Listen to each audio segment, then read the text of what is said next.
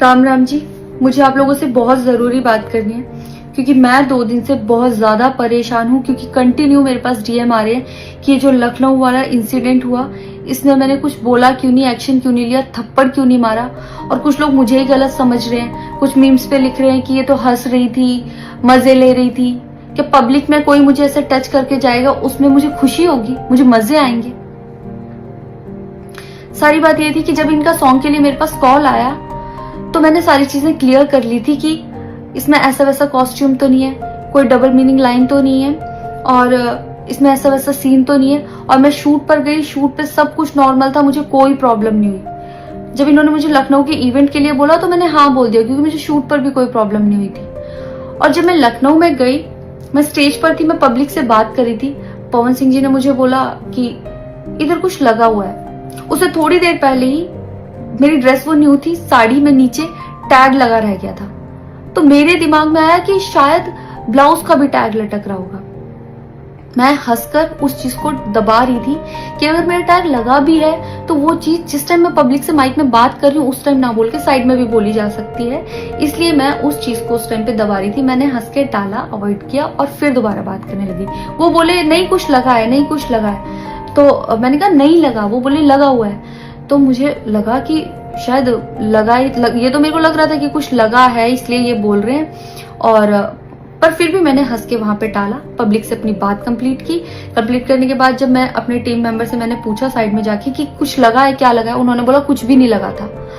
जब मैंने देखा मेरे सच में कुछ नहीं लगा था, तब मुझे बहुत ज्यादा बुरा लगा, गुस्सा आया और रोना भी आया।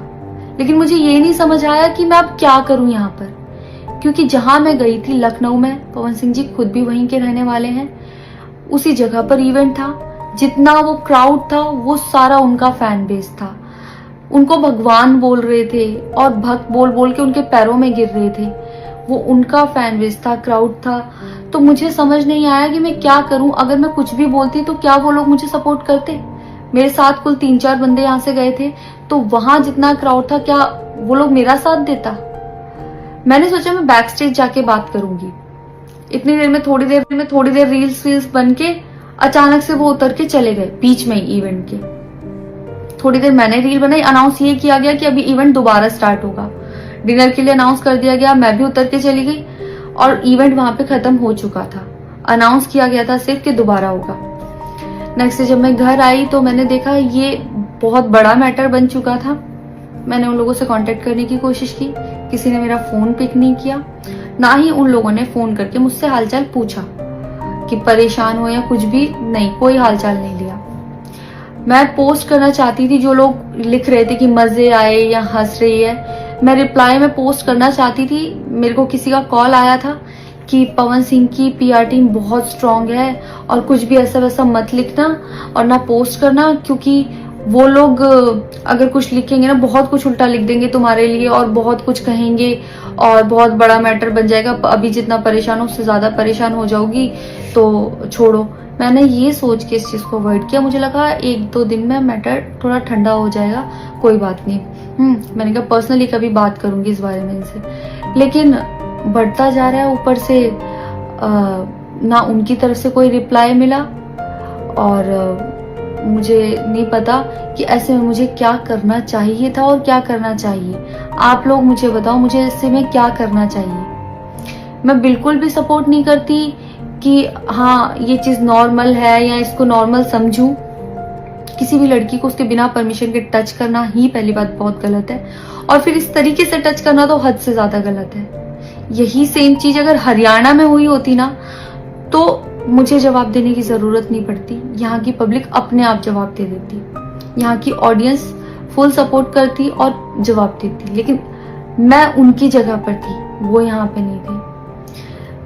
इससे मुझे ये लेसन मिला है कि मैं भोजपुरी इंडस्ट्री में अब काम नहीं करूंगी। आर्टिस्ट हूं तो नई नई चीजें ट्राई करने का मन करता है कि ये भी ट्राई करूं, ये भी ट्राई करूं, ये भी ट्राई करूं। कुछ भी अलग सा आता है तो करने का मन करता है कि कुछ अलग होगा, कुछ नया ट्राई करती हूँ। और वो भी पवन सिंह जैसे सीनियर आर्टिस्ट के साथ कोलैबोरेशन थी तो हुआ कि हाँ कर लेती हूँ।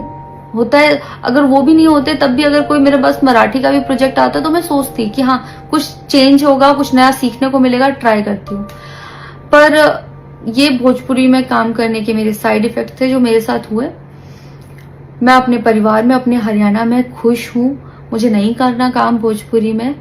पर आप लोग मुझे जरूर बताना कि इस सिचुएशन में अगर आप होते और आप वहां पर होते तो आप उस टाइम पर क्या करते और मेरी गलती कहाँ है। जय श्री राम।